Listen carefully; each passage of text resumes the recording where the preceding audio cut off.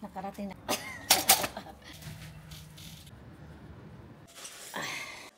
Dito pala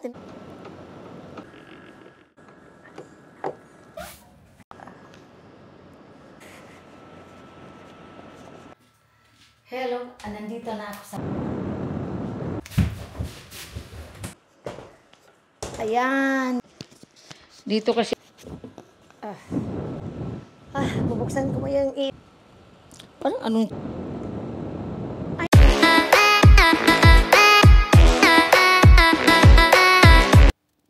Hello guys, welcome back to my channel. Ngayon pupunta ako sa bahay ng ate ko kasi kukunin ko yung kama doon kasi sayang naman pag itatapon, wala kasing tatanggap. Walang tamang-tama yung kama ng anak ko, tinapon ko na. Oo, sayang din naman yung maganda. Ayan, nakikita niyo yung mga basura ko dyan guys. Ayan itatapon pa yan. Ang dami pa, nasa likod pa. Diyos ko, parang linggo-linggo na lang kami guys nagtatapon ng basura. Anong nangyari? Ayan hindi naman kasi basta-basta itatapon yan. Kailangan itatapon talaga mismo sa talaga, yung malaking talaga yung tatawag ka pa sa City Hall bago mo itapon. Ayan, yung TV, itatapon na yan. May dalawa pang TV, mayroon pa sa taas. Ay naku, Ginoo ko, tabang mga langit. Ito, mga basura, dadalhin ko sa ate ko yan. Doon ko na itatapon yan. Para bawas-bawas.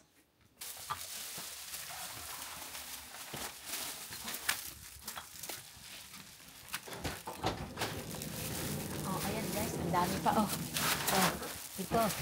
Itatapon pa to lahat kung hindi nakikita mo ba ang nakikita ko di ba? Tapos ito naman magahiyan papuntang Pilipinas. Ang dami may mga sapatos, may mga damit punong-puno na yan diyan. Tinakpan lang namin dito kasi mababasa sa ulan balikbayan box yan. Ang dami pa talaga. Ang dami ko pa talagang dapat gawin guys. Di ba? Baka magulat yung kapitbahay namin kasi nagtatapon na kami last week tapos nagtatapon na naman kami ngayon. Baka sasabihin na ano ba yung kapitbahay ko? Linggo-linggo na nagtatapon ng basura. Ito yung friends ko. Yung friends. Hello friends. Ayan. Tapos pupunta na kami guys. Samahan niyo ako sa aking... ayan. Pupunta na kami sa bahay ng ate ko. At magdadala ako ng basura kasi itatapon ko na naman yung basura. Diyos ko, grabe. Yung kunting basura lang, itatapon ko doon. Pero pag marami na, hindi na po pwede ko. Hindi mo na nga maintindihan kung anong klaseng bahay to.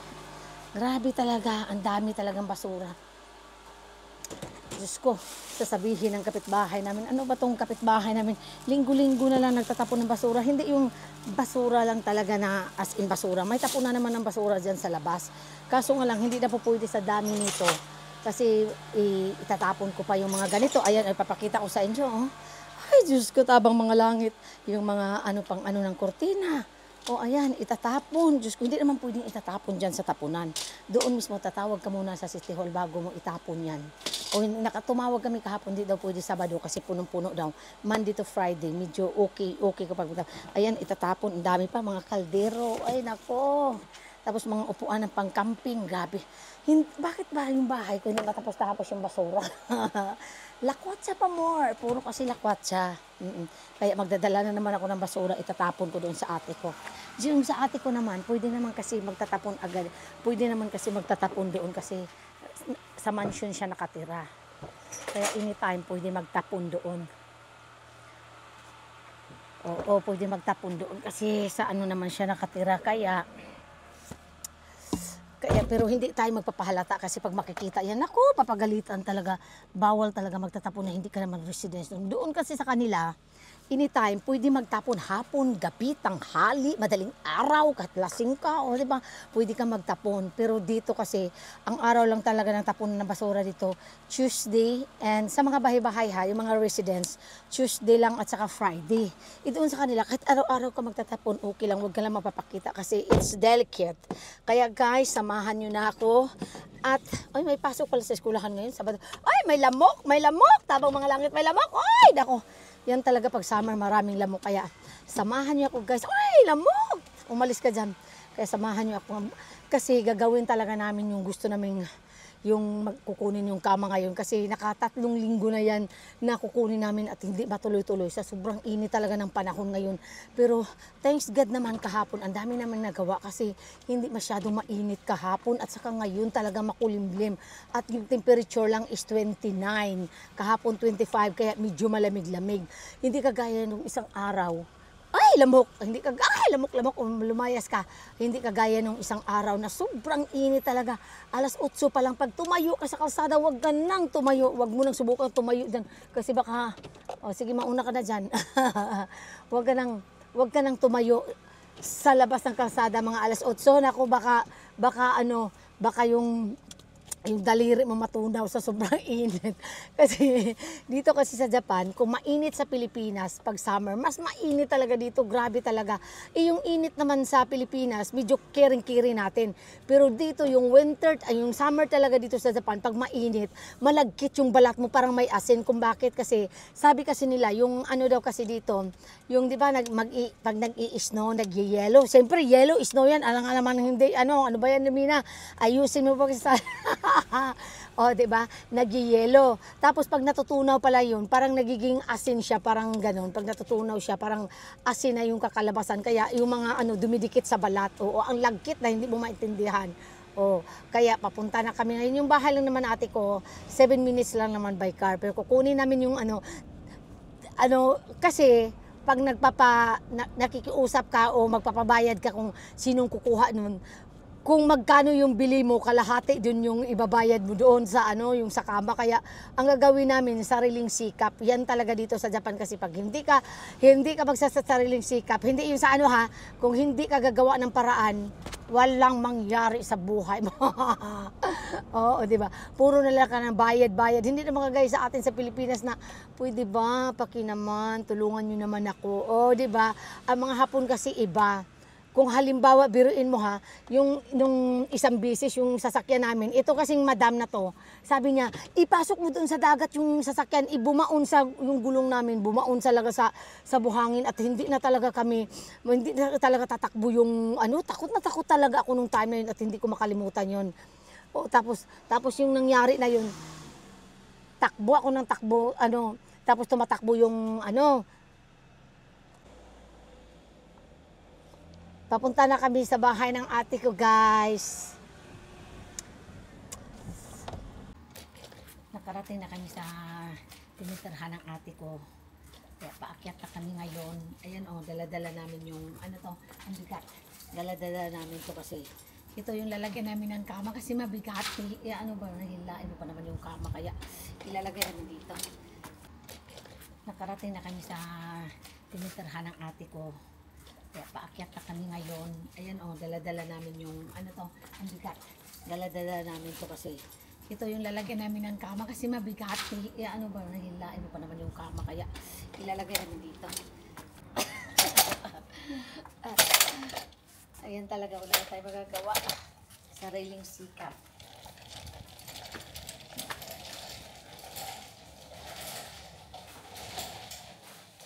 Tamang-tama talaga ngayon kasi walang araw. Medyo makulimlim at medyo malamig ang panahon. Kasi pag mainit yung panahon like nung isang araw talaga, hindi mo gagawa talaga yung gusto mong gawin. Sa sobrang init ang panahon ngayon, medyo parang nag-winter ulit. Ay paano na?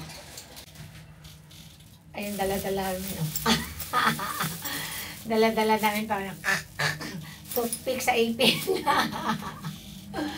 Toothpick talaga sa ipin. Ayan, nandito na kami. Ay, ang malig dito sa taas.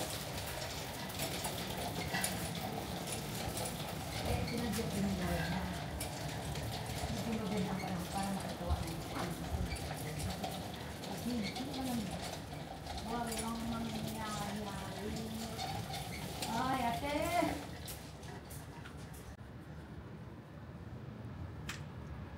Walang may phone. Hindi pala naka-on yung aking mic. Ano ba yan? Ay, umilaw. Hello. Ay, yun pala kanina pa pala itong daldal ako ng daldal. Hindi pala nag-ano. Paano magbubukas yung ate ko? Sinigaw lang ko din na mamarinig. Ano muna kami ngayon guys, carpentero for life. Papakita ko sa inyo kung paano katanggalin yung kama. Kaya samahan niyo po. Hello, hello, hello. Dito pala tinanggal mo na? Ayan. Ito, wala na laman. Ayan, ito yung tatanggalin. Akin na ang Di, akin na pala yung plastic, di. Kasi pag mawala ng tornilyo, wala nang, hindi makabit yung kama. Parang utak mo. Wala, grabe. Luag. Luag yun ang utak. Daw.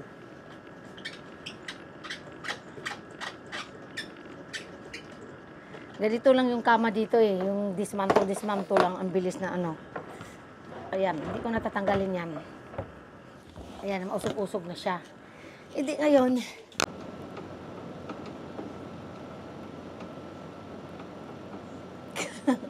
Bakit ayaw? Parang ayaw.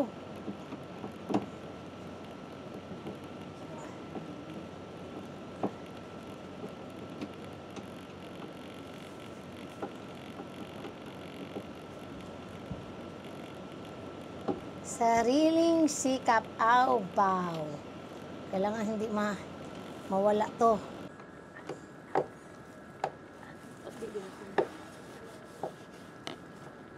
Baliktad dyan na ganyan.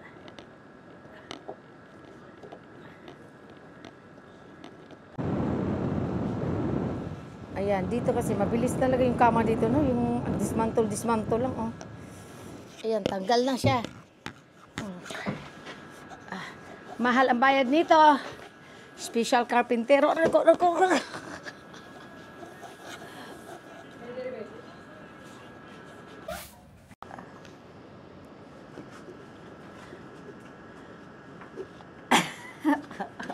Ayan.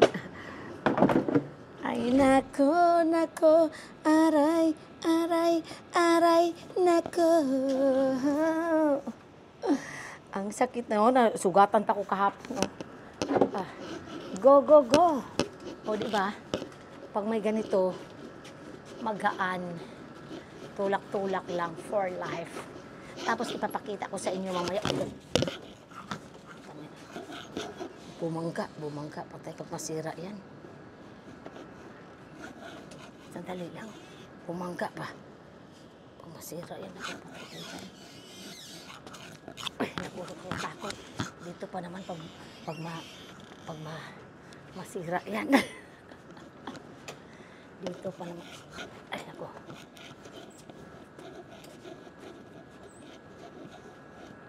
Tingnan, hindi nakita ng ano. Bukit pa dito pag nasira. Ayan, ako, patay tayo dyan. Andyan si madam nagbubuhat. Tapos nakakita ko doon, ayan, yung kulay dilaw, ramen hanggos yan. Ang sarap ng ramen, pero kakakain lang namin. Ayun, ang sarap ng ramen. Oh, Diyos ko, day. Ayan yung kulay dilaw na ano.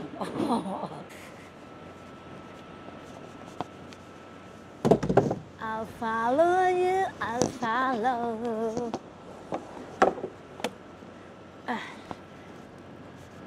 Mamaya pumakabit to.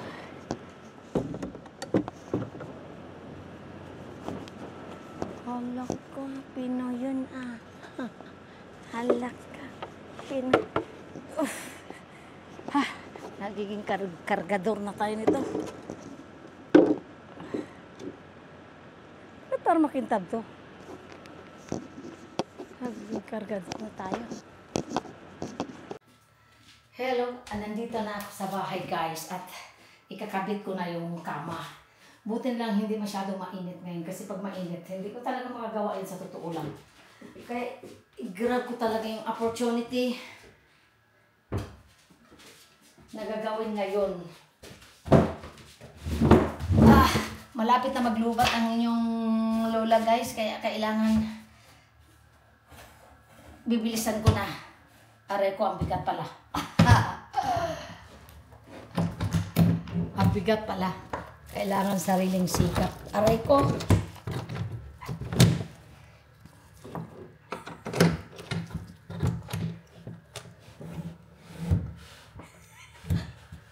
Aray ko. Ang bigat. My God, ang bilis tanggalin, pero ang hirap ikabit. Dito kasi guys, ang mga kama dito, dismantle, tornilyo yan, sapat na. Hindi kagaya sa atin na pok. Hindi kagaya sa atin na ganun. Dito, ganyan lang. Pag matanggal, pag nadikit na yan, ayan, ayos na. Hindi naman siguro ako malaglag dito guys. Pero kailangan sisikipan natin. Nagiging karpintero na rin ako ngayon guys. Kasi pag hindi, walang mangyayari.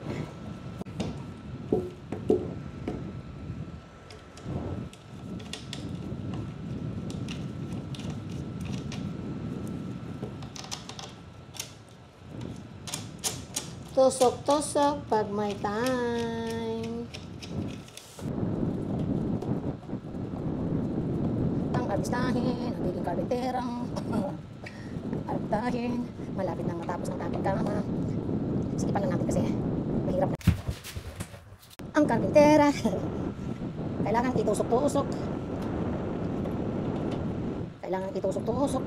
Tusok-tusok mo. Pag hindi ito nga, matusok sa tama talaga. Hindi talaga. Ayos.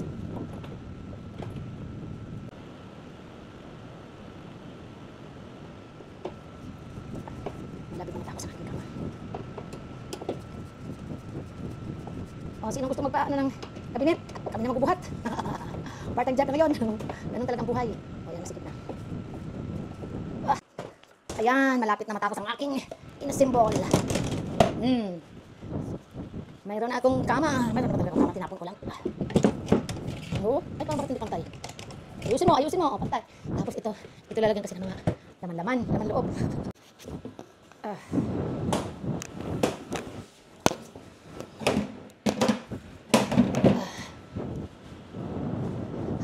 Malapit na.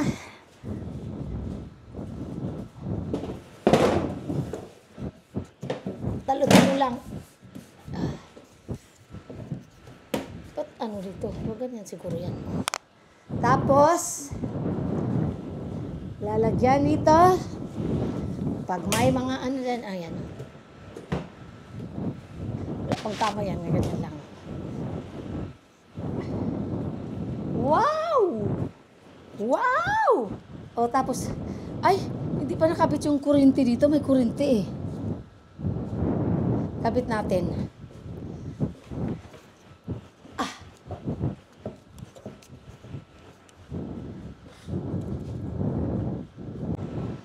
Bubuksan ko mo yung ilaw. Ayan oh. Paggabi yan. Ang ganda ng ilaw. Ay, sa wakas, natapos na rin ang aking pag-assemble. Ay, nako, dito para yung ulo. Hindi pa, baliktad pala to. Ay, nako, thank you. Thank you for watching. Pahinga muna. Kasi grabe pagod ng lola. Thank you for watching.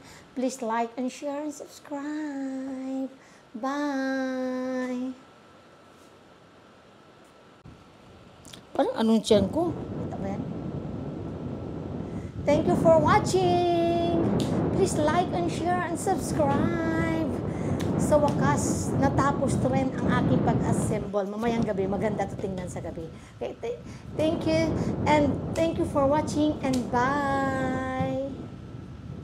See you my next vlog. Pag hindi pa kayo nakapasubscribe, subscribe nyo naman ako. Please. Bye. Ay, naku, parang ayoko nang lumabas ng bahay. Dito na lang ako sa kwarto, di ba? Ay, naku, pag madilim to, ganda ng ilaw, tapos mag-text. Tapos pag ganyan to. Ay, naku, ang lola, kailangan may electric fan talaga kasi sobrang init, o, di ba? Ay, naku, sarap sa